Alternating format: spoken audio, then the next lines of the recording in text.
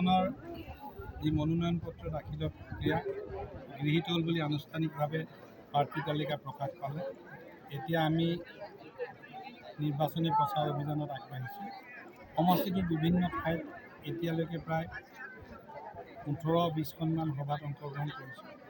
ৰাইজৰ সমাগমৰ সম্পৰ্কত মই আপোনাক ক'ব লগা নাই, আপোনালোকে নিজেই দেখিছে। প্ৰত্যেকখন সভাতে সহস্ৰাধিক লোকে আশীৰ্বাদ দিবলৈ আহিছে। আমি ঠিক ভোট বিচাৰিছোঁ বুলি আমি কাৰো আগত কোৱা নাই।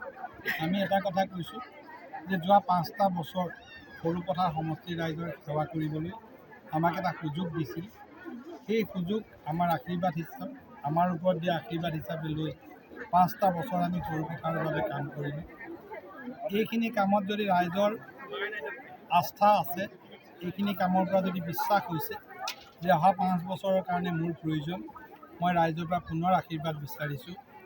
নতুন কোনো প্ৰতিশ্ৰুতি নিদিয়াকৈ, কোনো নিৰ্বাচনী নতুন কথা নোকোৱাকৈ কেৱল আস্থা আৰু বিশ্বাসৰ মাজেৰে মই ৰাইজৰ পৰা আশীৰ্বাদ বিচাৰিছোঁ। নিশ্চিতভাৱে তেখেতসকলে আশীৰ্বাদ দিলে আমি সৰুপথাৰক যোৱা 5টা বছৰত যেনেকৈ জিলিকাই তুলিছিলোঁ, অহা 5 বছৰত অসমৰ ভিতৰতে আৰু সুন্দৰ হৈ থাকিব। এবাৰ কংগ্ৰেছে কিয় প্ৰাৰ্থী নিদিলে? ইয়াত প্ৰাৰ্থী নাছিলে। ইয়াত যিসকল প্ৰাৰ্থী আছিলে কংগ্ৰেছৰ প্ৰাৰ্থীসকল বা যিকোনো প্ৰাৰ্থীসকল, মই অহংকাৰ কৰি কোৱা নাই, সত্য কথাটো কৈছোঁ। কোনোবাই অহংকাৰ বুলি কয়। যোৱা 21 চনৰ নিৰ্বাচনৰ পাছত কংগ্ৰেছ দলৰ নেতাসকল ইয়াৰ পৰা পলায়ন কৰিছে। গৌৰৱ গগৈ ইয়াৰ MP আছিল, তেওঁ গুচি গ'ল। ৰজলীনা দেৱী ইয়াৰ MLA আছিল, তেওঁ গুচি গ'ল।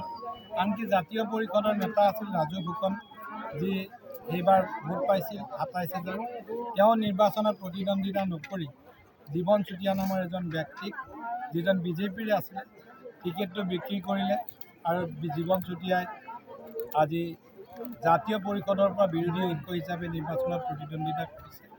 মই বিশ্বাস কৰোঁ অহা নিৰ্বাচনত জীৱন চুতীয়াই প্ৰতিদ্বন্দ্বিতা কৰিব। এবাৰ প্ৰতিদ্বন্দ্বিতা কৰাৰ পাছত সকলোৱে গম পায় যে সৰুপথাৰৰ জনসাধাৰণৰ মৰম আৰু আশীৰ্বাদ কাৰ লগত আছে।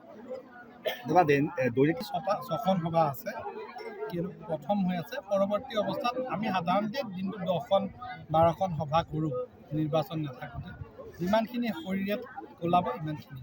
গৌৰৱ গগৈ সেইদিনাখন আহিছিল, পৱন আগৰৱালা ঘৰত সোমাইছিল। দাদা, এটা কথা দেখা পোৱা গৈছে যে নিৰ্বাচনৰ সময় মই পুনৰ কওঁ যে প্ৰতিশ্ৰুতিৰে নহয়, কামেৰে আমি ৰাইজৰ আশীৰ্বাদ বিচাৰিছোঁ।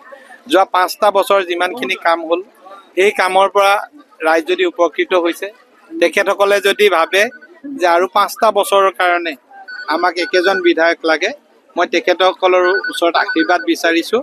আৰু ঠিক বিধায়ক হ'বৰ বুলি নহয়, সৰুপথাৰ সমষ্টিৰ বিকাশ আৰু উন্নয়নৰ কাৰণে আমি আশীৰ্বাদ বিচাৰিছোঁ। আৰু যদি ৰাইজ সন্তুষ্ট হৈছে, নিশ্চিতভাৱে আশীৰ্বাদ দিছোঁ।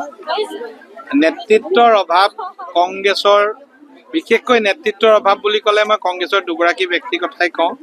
এক হ'ল ইয়াৰ সাংসদ আছিলে গৌৰৱ গগৈ আৰু বিধায়ক আছিলে ৰজলীনা তিৰ্কী। যোৱা আমাৰ নিৰ্বাচনৰ সময়ত বা সেই আশে পাশে যিমান নিৰ্বাচন হৈছে, কংগ্ৰেছ দলৰ দুৰৱস্থা দেখি ৰজলীনা তিৰ্কীও ইয়াৰ পৰা বেলেগ সমষ্টিলৈ গুচি গ'ল আৰু গৌৰৱ গগৈ গুচি গ'ল। তেওঁলোকে গুচি যোৱাৰ সময়ত ইয়াৰ অভিভাৱকৰ দায়িত্ব ল'ব পৰা কোনো ব্যক্তি নোলালে। তাৰ বিপৰীতে সৰুপথাৰত যোৱা 5 বছৰত যি উন্নয়ন আৰু প্ৰগতি দেখিছে, মানুহে উন্নয়ন আৰু প্ৰগতি দেখি লগতে ভাৰতীয় জনতা পাৰ্টীৰ আদৰ্শৰ প্ৰতি অনুপ্ৰাণিত হৈ দলত যোগদান কৰিছে। এই সকলোখিনি উন্নয়নৰ বাবে হৈছে আৰু তেওঁলোকৰ পলায়নবাদীৰ কাৰণে হৈছে। কংগ্ৰেছ শূন্য হ'ব। শূন্য শব্দটো মই নকওঁ, কাৰণ শূন্য একেবাৰে কোনো নহয় পলিটিক্সত। কিন্তু কংগ্ৰেছ আমি যিটো অস্তিত্বৰ সংকট বা অস্তিত্ব নথকা এটা দললৈ পৰিণত হ'ব। আজি ইয়াত আপোনালোকে দেখিছে আজি CPI CPM বুলি ক'লেও 2জন মানুহ ওলায়। কংগ্ৰেছ কমিউনিষ্ট পাৰ্টীকেইটাৰ দৰে ইয়াত এটা একেবাৰে অস্তিত্বহীন দললৈ পৰিণত হ'ব। যিকোনো খবৰৰ বাবে যোগাযোগ কৰক আমাৰ এই নম্বৰত 9181 307 221।